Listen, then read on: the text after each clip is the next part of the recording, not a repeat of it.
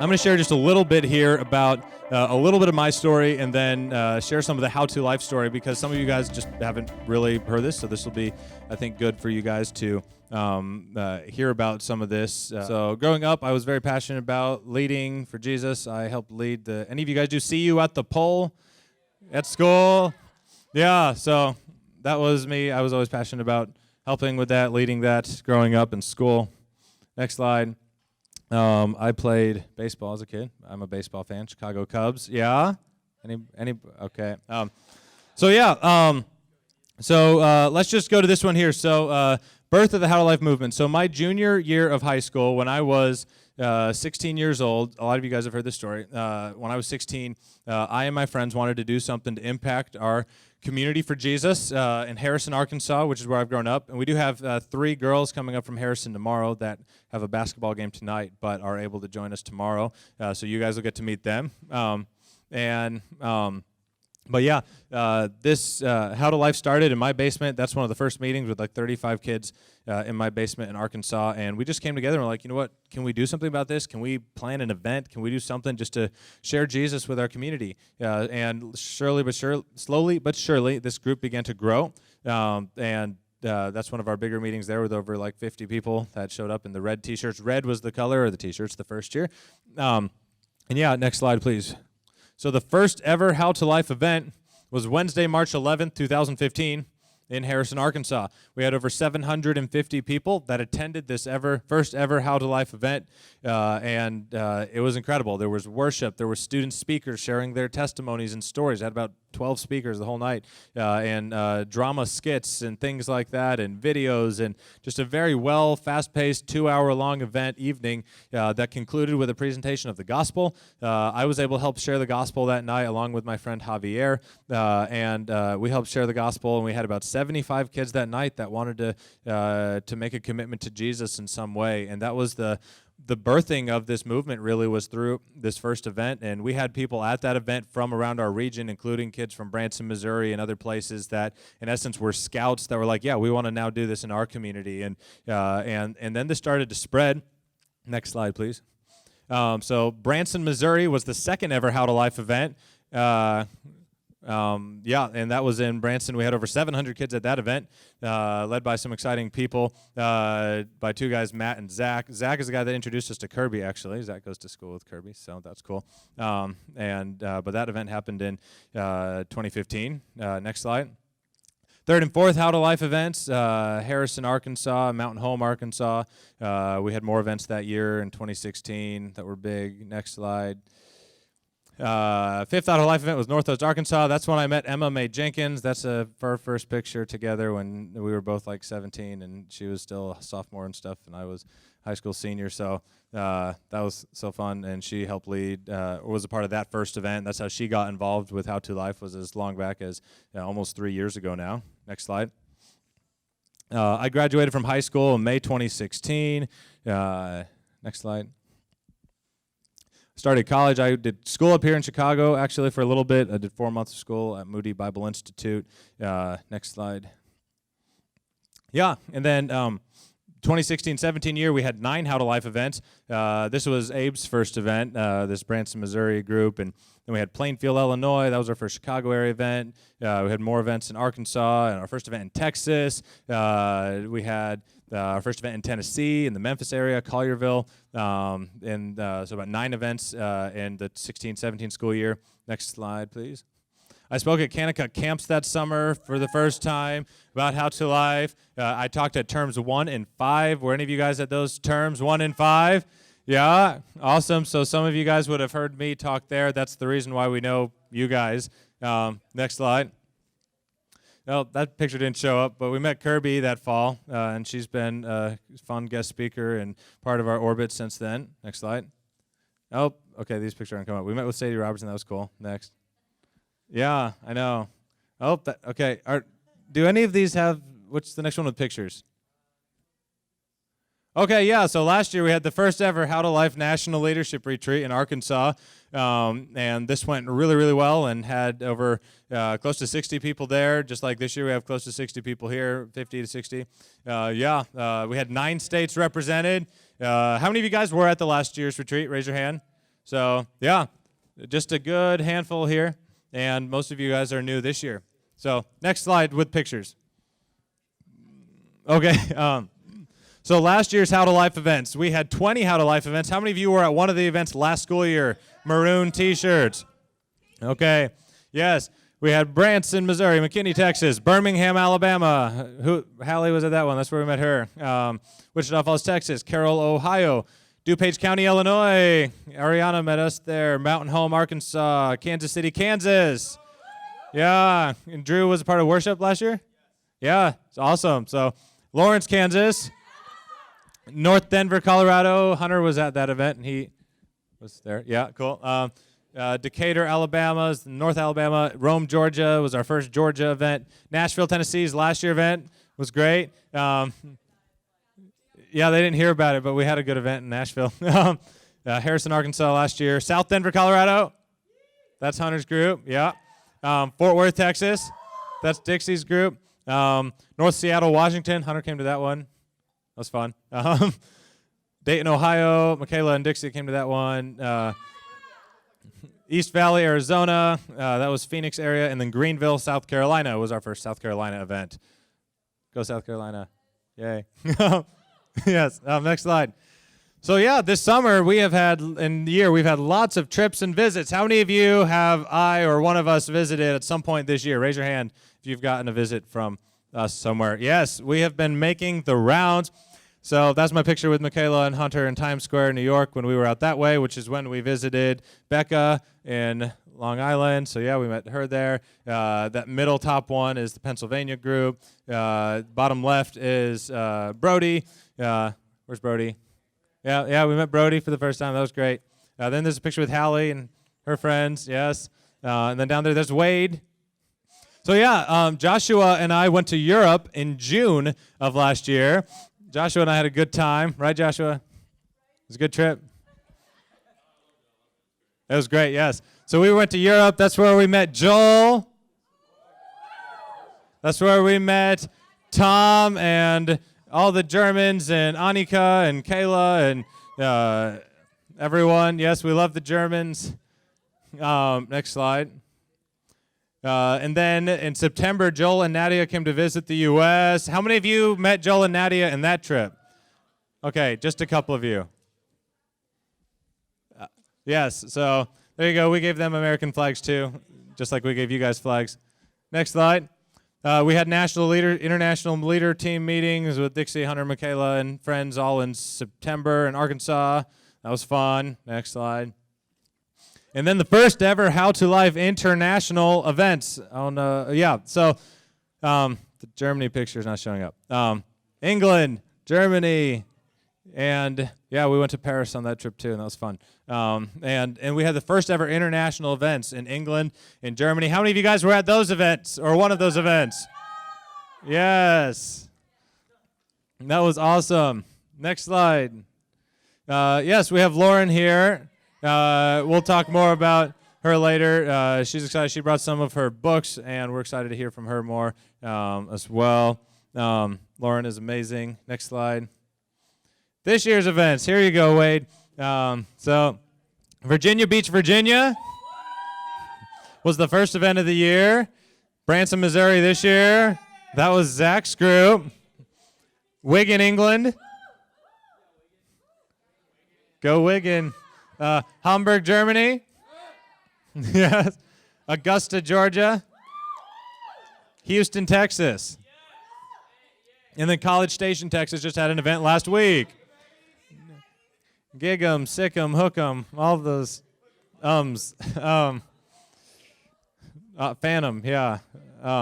Awesome. So now we have more and more groups coming together, though, as well. So this is my friend Javier and I went and met Luciano.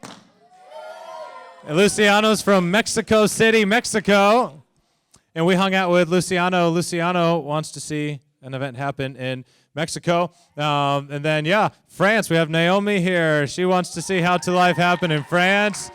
And then Singapore, Australia. In a couple weeks, Joel and I are traveling to Asia to meet with our Singapore and Australia How to Life leads. So that will be exciting. And yeah, just keep praying for all this as we're excited to see this all expand even more as God keeps opening more and more doors. Next slide.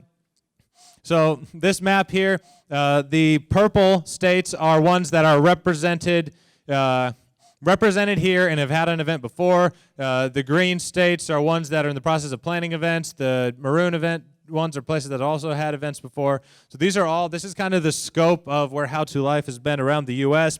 Next slide. So England and Germany, UK and Germany, and then France is green because it's in the process of planning some stuff, which is awesome. Next slide. And then here's kind of a map just to show you, again, this is through social media. This is people that have reached out. If it's yellow, that means that's a place that has reached out to us at some point and said, hey, could we maybe do How to Life here? So Canada, Brazil, Argentina, India, Philippines, Spain, Portugal, Ireland, Norway, Netherlands, Uganda, New Zealand, lots and lots of places. And then green are ones that we're actively working with that are new groups. And then purple are places that have had events before. So, but honestly, again, all of this here, 3 countries, already showed that. Yes? How did How Life get a name? Good question. We were sitting around my dining room table at one of these first meetings that we had, and we were just thinking, hey, what could we talk about? Because we wanted to talk about how to do life with Jesus, something like that, and someone was writing down like how to live your life, and accidentally kind of wrote down How to Life, and we said, that's cool, How to Life. We threw a hashtag in front of it and called it hashtag How to Life. And that was cool in 2015 and still works in 2019. And so hashtag How to Life. How to Life has been the name ever since then, and everybody seems to like it. So we just keep moving forward with that. So real quick, we will have more time and want to talk about this more later throughout the day. But I'd love to get a couple volunteers to share briefly. If we could have like 3 people share briefly about. Wade wants to be one of them. All right, we'll have Wade be one of them and Lee be one of them, and we'll need one more to share about what have you seen God do through How to Life in your life, your friend's life, and your school. We'll have Matt share as well. No, we'll have Wade go first. All right, Wade, come on up here. Let's give Wade a hand. Thanks, guys. Sorry, I have this really excessive thing. I get bad nosebleeds when there's, like, no humidity. So, yeah. It's because, like, I'm so used to Houston's humidity, but whatever. So, How to Life, what have I seen it do in my life? It's definitely, like, taught me how to be, like, a leader. I like stinking goofy. I know I do right now. Okay. We're going to tough it. We're toughing it out. Okay, guys. So, in my life, it's definitely taught me how to be a leader more so. And I've wanted to be ever since, like, sophomore year, like, in between freshman and sophomore year, I wanted to be a pastor. So it's super cool for me to, like, be able to, like, speak out on those passions that I have and, like, kind of practice, I guess you can say. In my friend's life, I have this one bud from school. His name's Caleb. And, like, he came to How Life. I wanted him to come a lot, and, like, he came up during the altar call, so that was super cool. And, like, now I'm starting to talk to him, and we're doing, like, all these, like, discussions about our faith and stuff like that, and he wasn't, like, a really strong believer before, so that was super special to me. My school, it was super crazy. Like, the day after How Life, I came, and, like, there were some kids I didn't even know, and they were wearing How Life shirts. And I was like, wow, that's, like, super cool. And, like, the fact that, like, me and my leaders and the people who orchestrated the event with me have been able to, like, affect their lives. And, like, through us affecting their lives, they're affecting their friends' life. So that's super cool. Yeah, that's all I got. Thank you. Thank you, Wade. All right, next up, Lee, come on up.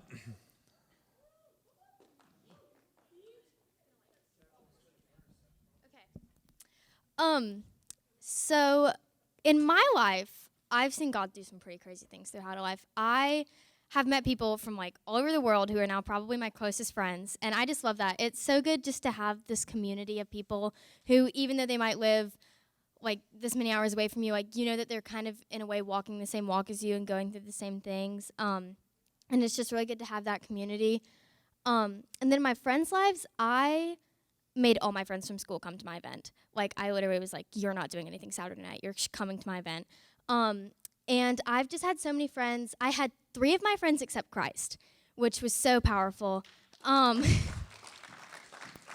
It was so great. And I get to, like I sit at the lunch table and talk with my friends about Jesus, and that's so great. I love it so much. And then this is a random story, but at my school, my janitor came to HowToLife.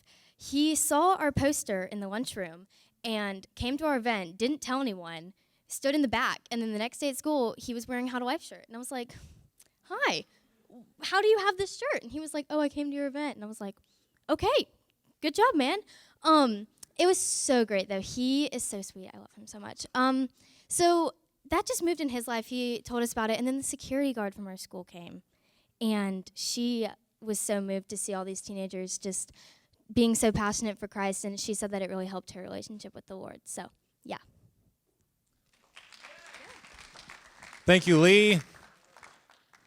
All right. Here we go. All right, what's up, guys? I'm Matt Bloom. And yeah, so I'm emceeing with my brother on stage, and we're gonna do like a couple things up there. First, when we originally went to a huge meeting in September, October, I wasn't really focusing on it. I had no idea really what it was, and the Viking game was on against the Packers, so that's kind of a huge deal.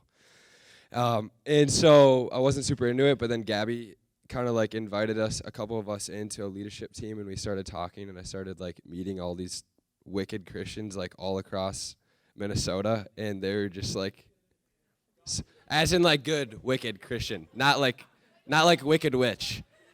Yeah.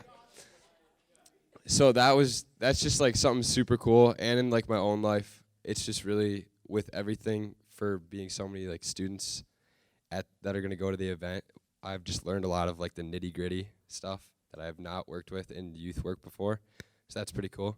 With my own friends, I had one of my buddies that I'm really close with who's kind of Jewish, kind of secular, and he just he said he likes to say he's Jewish, but just has really no belief, which kind of stinks. And he just has never been able to talk about what he believes or anything that he thinks about religions, and he just doesn't like talking about it. And I told him about HowToLife, and he a week later, we were actually on our school dance, and mid-dance, he comes up and he's like, dude, we should talk about God.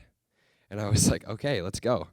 And so I started talking to him about that, and that's been super cool. In my school, it's been crazy because our school is, it's a public school, but they just try to keep the name of excellence, which is kind of stupid. And our principal is really against any faith at all being displayed in the school. So that's been a huge challenge of getting out the word within our school.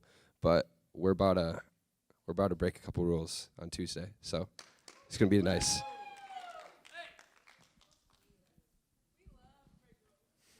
Awesome. One of the things that we find to be very interesting through HowToLife events is that often they make an impact on a community greater than just that individual event. Everybody knows that this is happening. Even in big schools, you might go to a school of 3,000 people, and if you get posters out or even just through Instagram and stuff, almost everyone's going to hear about it at your school and your community, and you will have lost friends that might be like, oh, there's no way I'm ever going to show up at something like that. But they hear about it, and they know that something big for God happen in their community, and that sticks with them, and that's something that can be huge. And some of our events, we've had huge responses to the gospel at an event with a large percentage of the crowd coming up to want to begin a relationship with Christ. Others, it's been just a small little trickle of a couple or a few. But at every event, there are conversations that are stirred with people of friends that maybe they accept Christ that night, maybe it's down the road. It's amazing what can happen with that. Real quick, Joel, would you maybe want to come up, and could you share just a little bit about, with your group, the process of both? You had some kids that came forward at the event, but talk about some of the after the event and just the whole process in general. Yeah, it was really great to do our event. We managed to kind of get friendly with some other Christians locally through doing this, because we advertised and said we wanted to do an event, and they were really interested and wanted to get involved. And so that's been a way that I've kind of made quite a few friends like that, because other than that, I find it quite a struggle to find other Christian people. At my school, I was probably like the only one in my year that was a Christian, which seems kind of quite different to here. But at our event, it was really great. We had a handful of people, younger ones, who wanted to come forward and give their life, which was really encouraging. But even after that, we've had friends. Me and my sister have got friends who have said that they really enjoyed the event, that it got them thinking about faith and things like that, like, which is a massive breakthrough in England, because we're grateful for anything like that, just to have conversations and for people to be thinking about faith and stuff like that. So since then we've had conversations with people who've been interested, saying they want to get involved if we do another one. People from different parts of the country, people that we didn't even know before the event, who came and then brought a whole load of people, or brought a youth group, which is really encouraging. So since the event, it's just been really encouraging, and I want to kind of do it again in some way, help other people in England do that as well. So, yeah.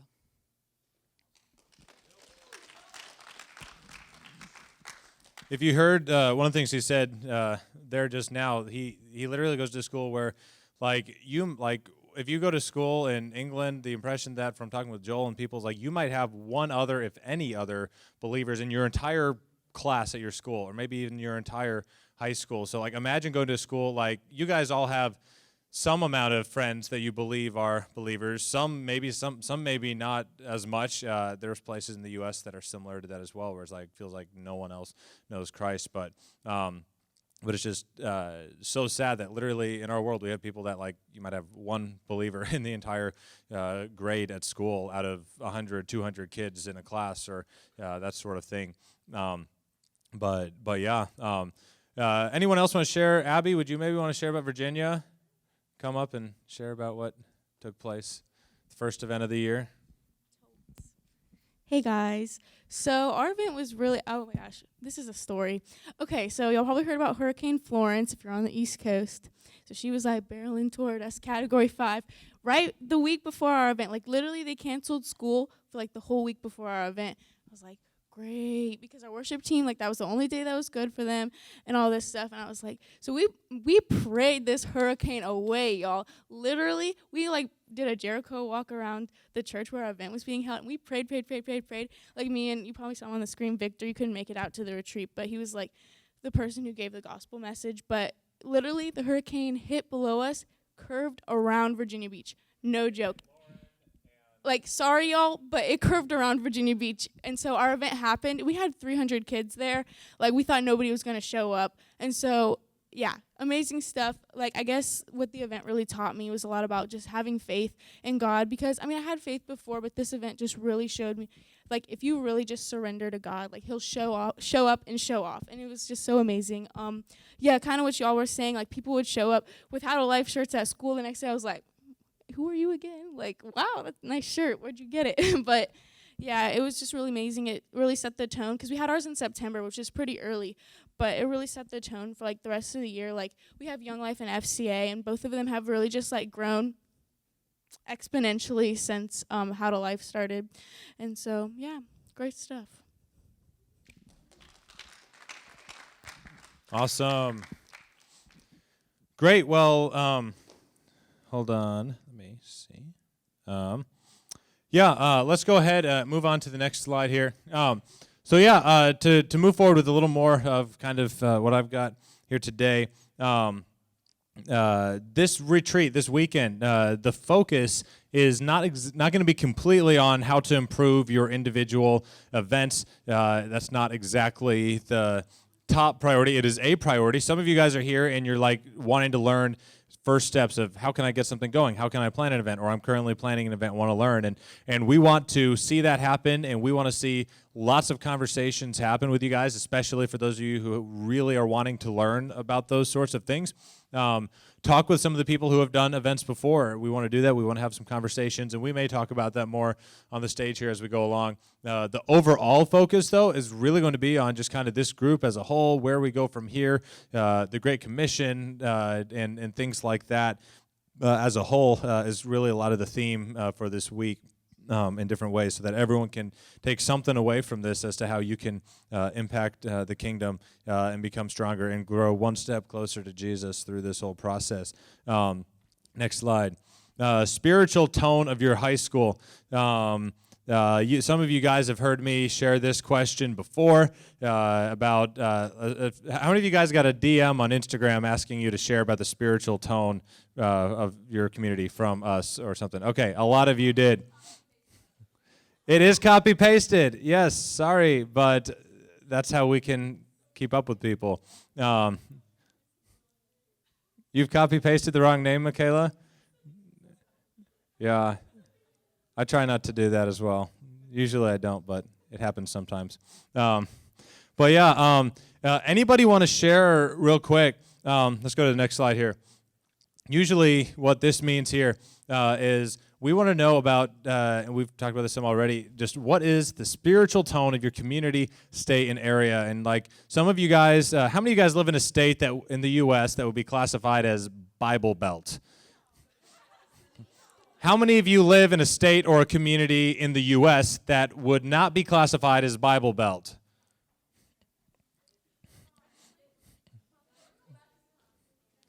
Yeah, there you go. How many of you, and then around the world, I don't think there's like a Bible Belt. There are Bible Belts, it's just complex. So in the U.S. alone, we've got a split between some countries that are a little more Christian, or states that are a little more Christian, some that are maybe not as much. But honestly, at the end of the day, the vibe still seems to be that my personal take, being a person who went to public high school in a community of Harrison, Arkansas, a very Christian community in the South, in the Bible Belt, still felt like the majority of kids in my high school didn't truly necessarily know Jesus. And that's sad that it's that way in Arkansas, in Tennessee, in Georgia, in Texas, in states that are supposedly the epicenter of good Christian culture. What we continue here is a lot of people that are know a lot about God, but they haven't truly made the connection between their head and their heart and make that relationship with Jesus and truly land it in that way. Does anybody want to just share a little bit about that? I want like 2 or 3 people to share on this here.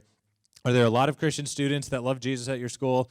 What's it like to be a Christian student in your area? How would you define the spiritual tone of your area? Are there a lot of lost kids at your school? Something along those lines, just to comment on that. So let's have Drew come up to start. What's up, guys? So I'm Drew, if you guys don't know me. I don't have a ton to share about my high school, but just want to describe it real quick. So I've been at my high school for about 1.5 years now. I moved to Kansas City about 1.5 years ago. And I go to a private, non-religiously affiliated high school, which is kind of unique. Most private schools are like either Christian, Catholic, or something else. And so it was kind of weird going in because I was coming from like a private, classical, like Christian school. And so going to like a non-religiously affiliated school, I didn't know what to expect. And I think that overall sentiment at my school is, I describe it with apathy. A lot of the kids there are relatively privileged. They're pretty smart. They're going to go to college. They know they're going to be well off, and so for them, they don't see a need to care about like religion or like general worldview. And I've met one other believer in my grade. There's like 100 or so per grade. So it can be pretty lonely sometimes, but I think generally the hardest thing to do is like convincing people that religion actually matters in their lives, because when you've got everything figured out, like it's hard to see why like a God would even impact your life. So I think that's what I'm trying to learn, how to reach those kinds of people. So Thank you, Drew. All right, who else wants to share? Spiritual tone of your high school. Hallie. Okay, so I've grown up in Trustful, which is a suburb outside of Birmingham for like my entire life. And so Trustful is deep Bible Belt. Like Trustful, according to statistics, is one of the most Christian, I guess, cities in Alabama. So like you would think that it is such a, everyone knows everyone Trustful. So like you see them at church on Sundays, but a statistic was found out that only 50% of Trustful is Christian. And so it's like the gospel has been so watered down in Trustful that it's so dead and so numb to everyone. You hear it all the time, and it's just like everyone's just kind of been like, oh, okay, and they come to church on Sunday, Wednesdays, and they're like, okay, I've heard this before, and then they go and live their life outside of it. So it's like just really numb. I guess that's how you could describe it in Trustful. It's just a numb feeling of, okay, I've heard this before, so let's move on. So. Okay, so Minnesota, I'm just going to talk about Minnesota as a whole because ours is like a Minnesota event. It's not like a, but Minnesota's different because it is very much so not like the Bible Belt. Like, we found out a statistic that if you combine all of our, like, biggest churches in the Twin Cities area, we're only, like, all the student ministries of those 6 churches, we're only reaching 1.9% of our generation of teens in Minnesota, which is, like, a similar number of, like, an unreached country. And so that's, like, why we have such a heart for How to Life Minnesota. But I would say that because Minnesota is so not Christian, and it's the most blue state ever, and it's just no one loves Jesus, the Christians in Minnesota, like the ones who are actually chasing Jesus, are very on fire and really do follow Jesus. And so I feel like it's not much of a apathetic, lukewarm, like, feel as you get in the Bible Belt because there just aren't as many Christians as the ones that do love Jesus, want to chase after Jesus, but those communities are really small within each school. And so that's why it's been cool with How to Life Minnesota, because we've, like, formed this community from all over.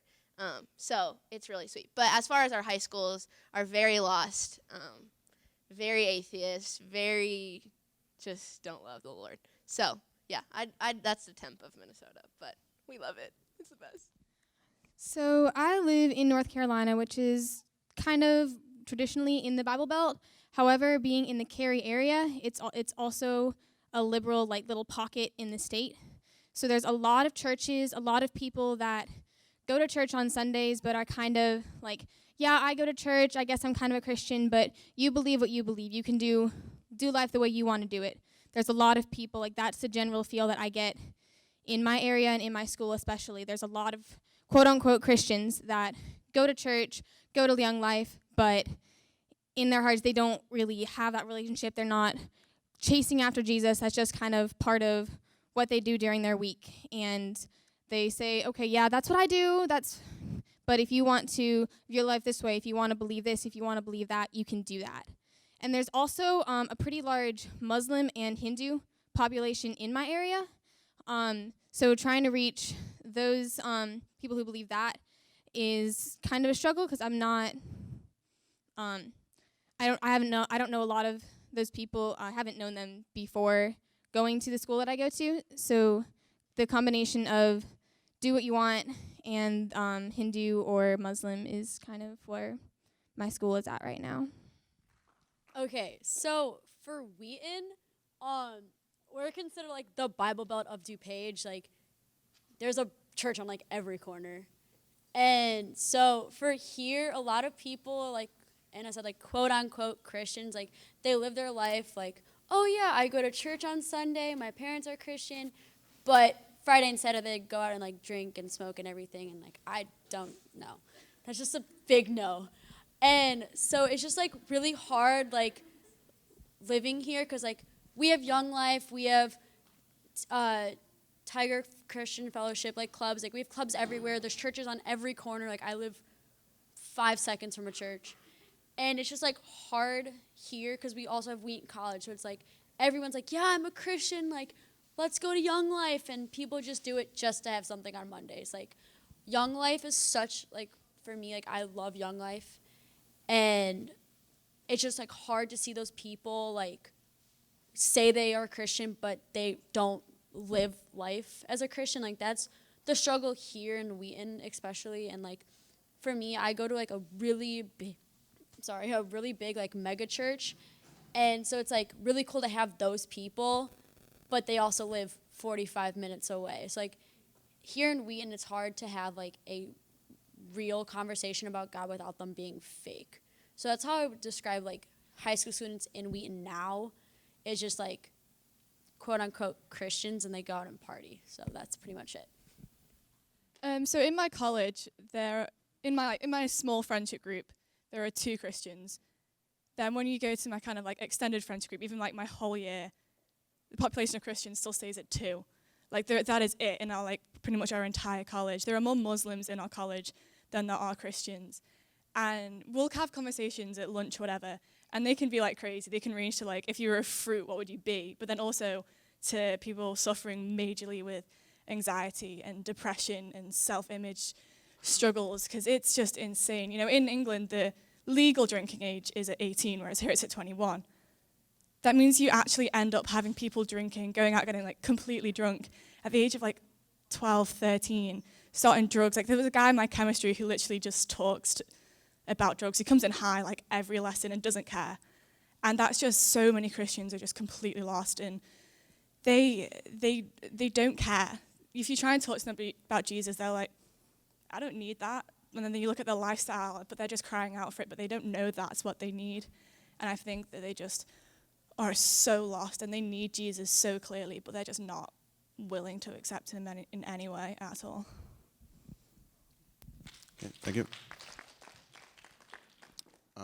Yeah, so I would say that the spiritual tone at my school, at least, and in our community, is kind of similar to like Drew's school.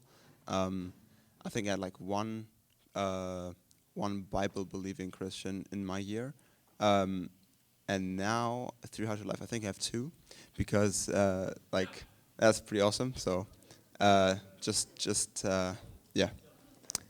doubled apart from me, of course. But that was pretty cool, at least. Yeah, I would say that there are, you can kind of have like sneak in like conversations about Jesus or about faith in general, and I think many people like they don't really have a problem with you like or talking about God and all that stuff. They just they think they don't need it as well. And many people don't want it. And of course, yes, there are some people who are who do want to know something about it, but that's like the majority is like really okay.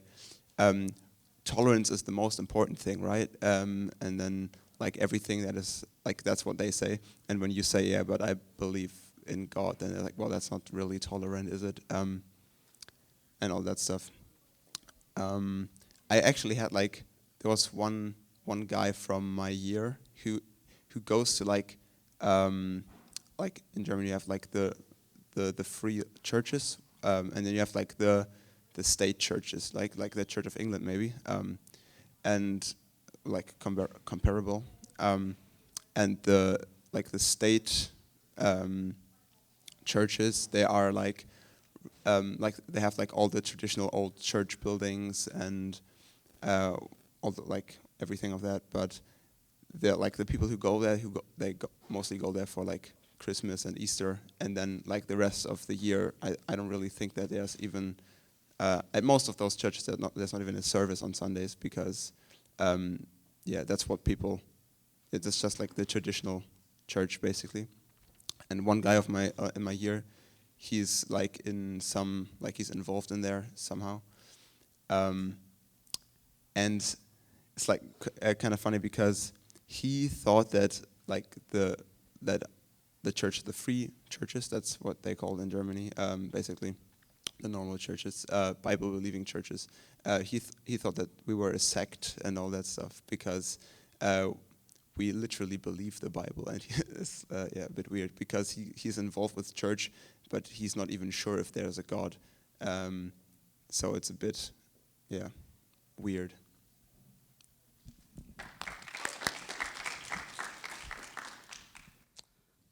Hello, hola. Well, so something about my community or my state, or well, Mexico City in general, I believe we have well, we do have a lot of corruption, a lot of insecurity in Mexico. And that's something that I really feel that, of course, can change if I share the gospel in Mexico. But also, I do believe that there aren't a lot of Christian students, at least when I was in high school. I wasn't a Christian when I was in high school. And there was this one girl, I just remember, she was like the only Christian that I knew.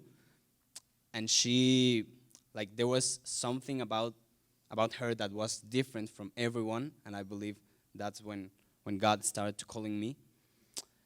What it's like to be a Christian student in your area. I'm not a student right now, but in my area, it's just like, I don't remember who said, but being a Christian, like there are a lot of Christians that are living the gospel and that are sharing and wanting to be an example for other people. But also there are other people that, and this is kind of funny and sad, really sad, because I believe in Mexico we do have like some knowledge about God and about religion, and many people worship the Virgin Mary, many saints, and it's kind of weird. We have like this joke between my friends and I. There's this word in Spanish called, it's persinar. It's when you, in the name of the Father, the Son, and the Holy Spirit.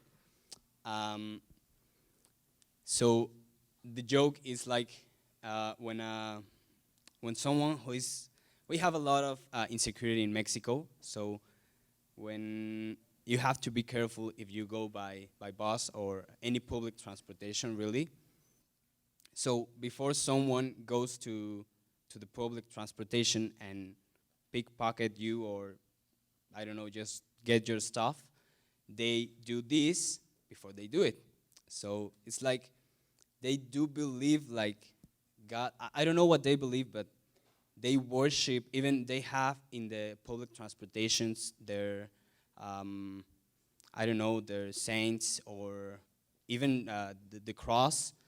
And it's funny because, well, it's funny and it's sad because they do worship them, and they, I don't know how to explain, like, they are just, I believe it's harder to reach that people, because if you try to talk to them about God or to try to share the gospel, it's like, yeah, I know about that. I constantly pray about that. And you see the way they live, and you cannot see Jesus there. So the spiritual tone of my area, it's most of the time like that. I do believe we have a lot of Christians that are really on fire. Some of my friends at first weren't really interested in HowToLife Mexico, and I kept praying about it. And then when Jordan went to Mexico, and they met with Jordan and with me, after a week later, they called me and they said that they were really interested and wanted to help me to make this event happen. I'm still trying to get a place, and that's the only thing that I need to continue planning this event. But I do believe there are a lot of kids that are lost because of corruption and insecurity in Mexico. You can buy alcohol and stuff like that when you are 14 years old. Like, that's not a rule, but if you look like you are 16 or 15, like, you can do that stuff. So I do believe there's a lot of kids that are lost in Mexico in general. So that's what I wanted to reach out to Jordan and to start HowToLife in Mexico. So mine is a little bit different from y'all. Clements High School, okay, I told y'all Sugarland was one of the most diverse places in the nation, and I'm not lying. Like, there's more Muslims at my school than there are Christians. There's a lot of Buddhists. There's a lot of Hindus. Any religion you can really think about is in the melting pot that is Sugarland, Texas. And any people that claim to be Christians, like most of y'all have said already, don't really live it out. But that's how it sometimes goes. So that's just like how I have to like go through my everyday. I've actually read through parts of the Quran so that I can talk to my Muslim friends about their faith. So it's a lot. You have to go down to their level, I think, to be able to preach the gospel to them. You have to be understanding and not really just fire and brimstone. You know what I'm talking about?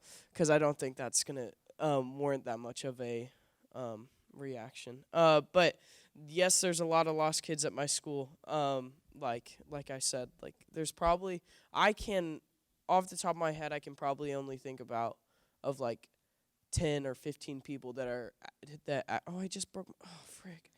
That are actually Christians at my high school of 2,500 people. So that's kind of crazy.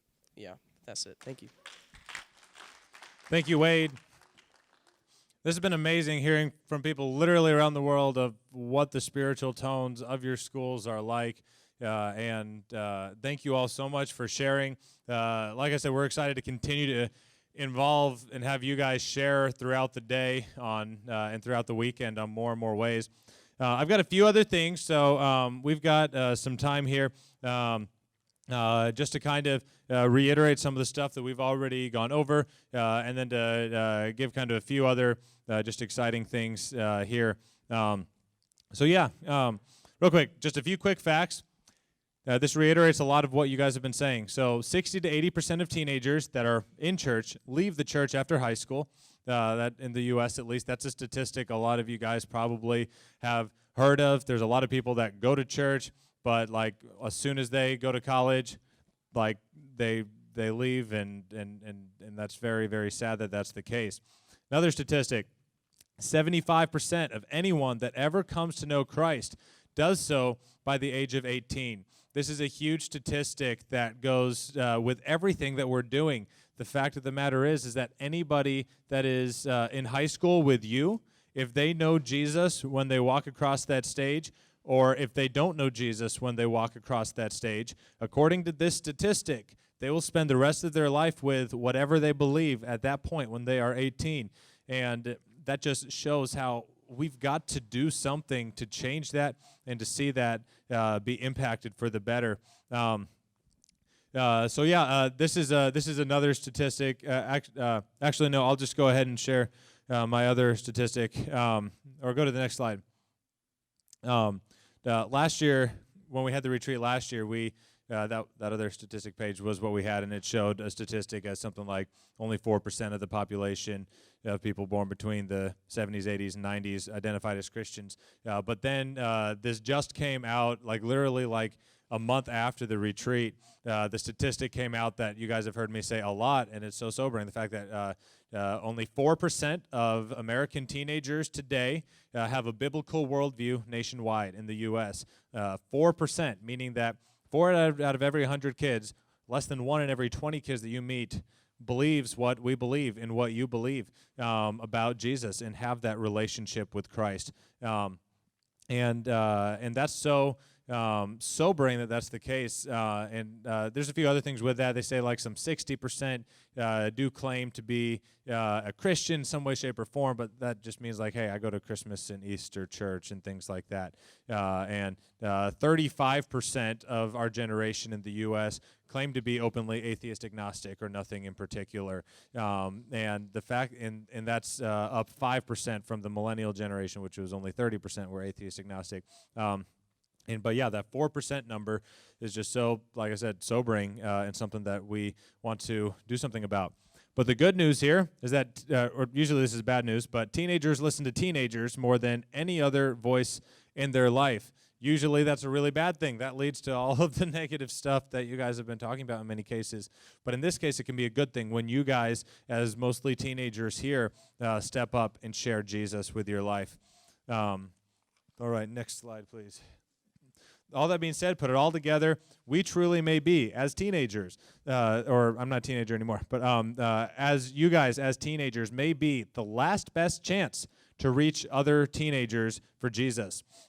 I generally have been, that's why we've been calling this, next slide, the battle for Generation Z, because you guys in this room may be the last best chance for your lost friends at your school in some cases. Some of you guys said you've got one Christian at your school, or 10 or 15 or something, like a very small percentage that truly know Jesus. And that is so sad that that's the case.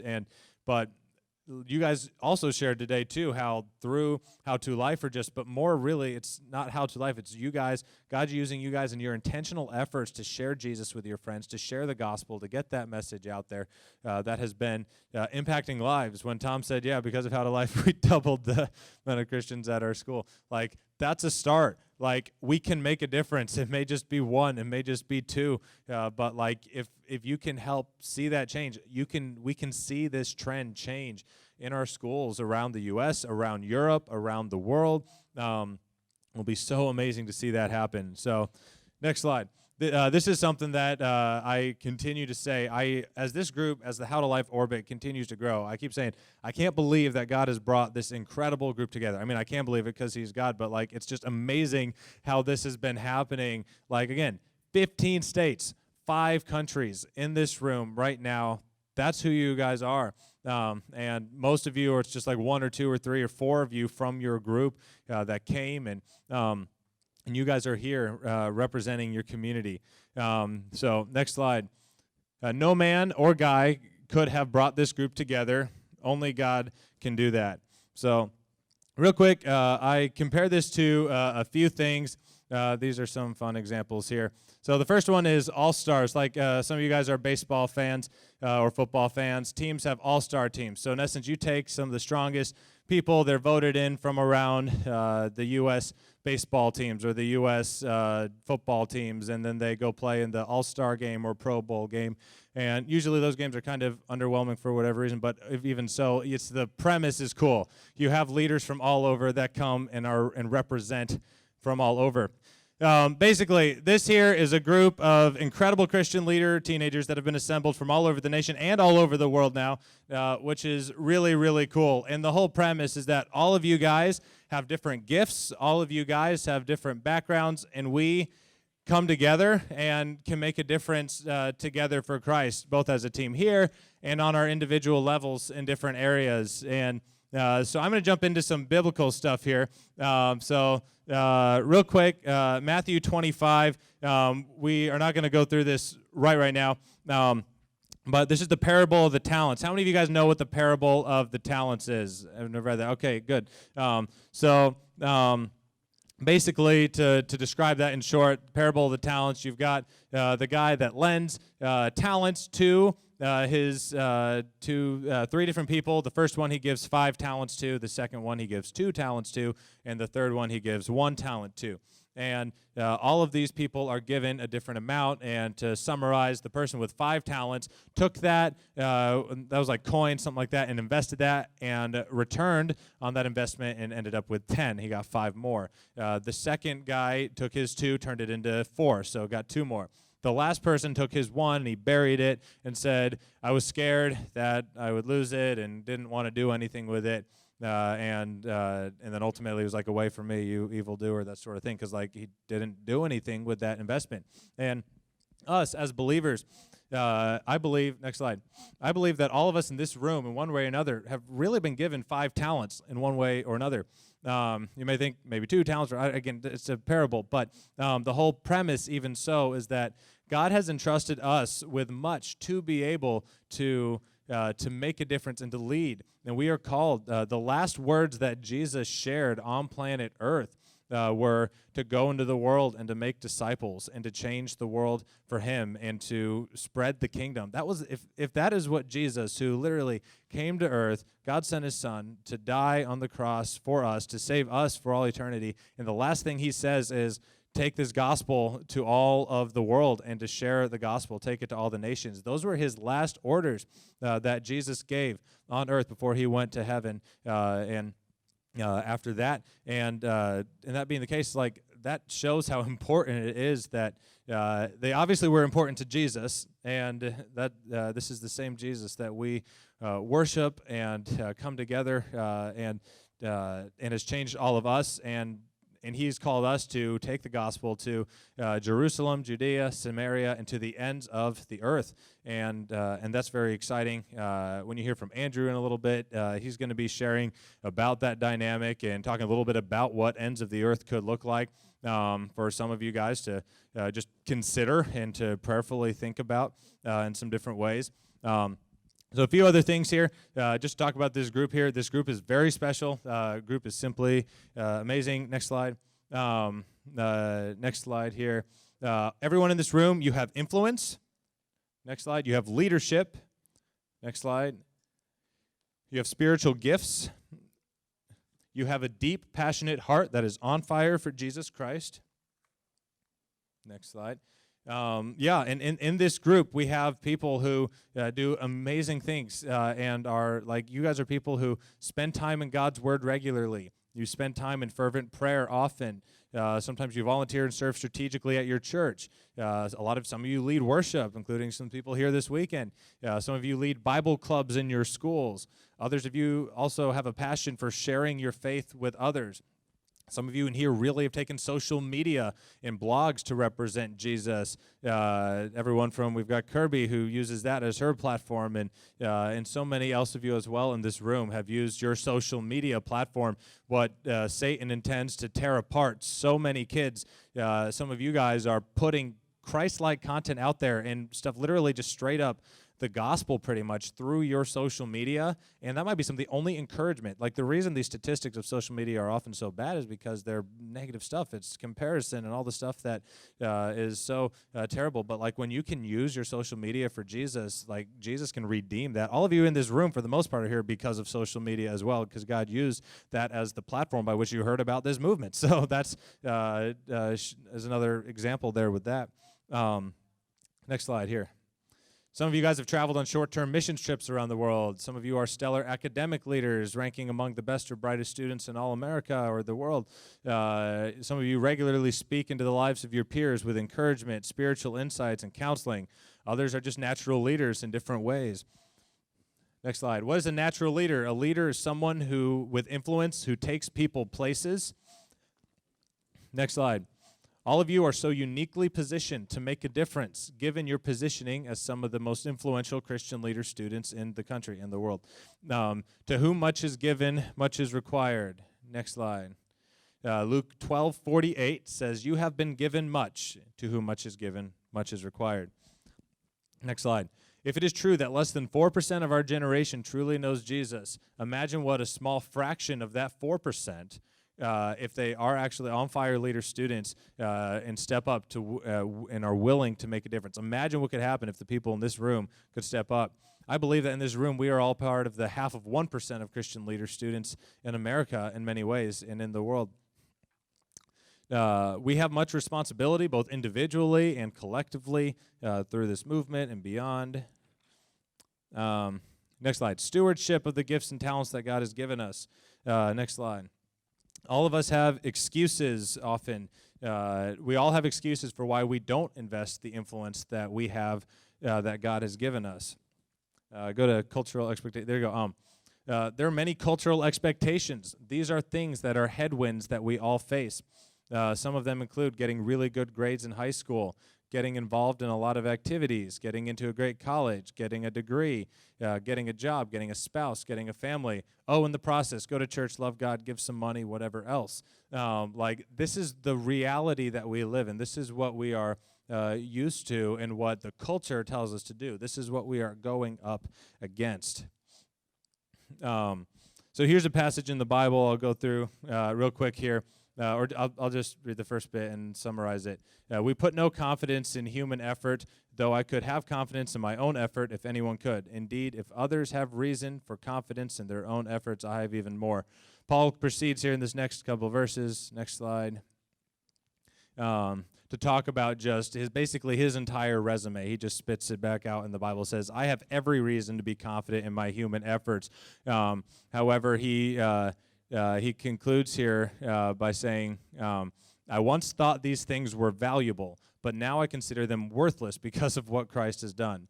Yes, everything else is worthless when compared with the infinite value of knowing Christ Jesus my Lord. For his sake I have discarded everything else, counting it all as garbage, so that I could gain Christ and become one with him.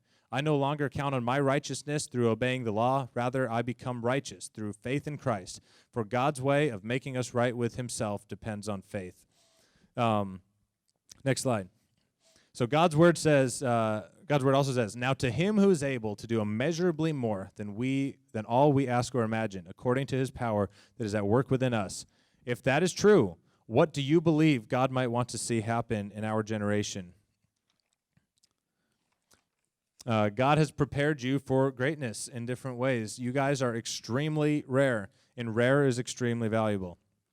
Here we go. Big question for today. Are you willing to truly own and believe in your heart that you have been designed, equipped, gifted, and raised up by God for such a time as this to make a difference for Jesus? Next slide.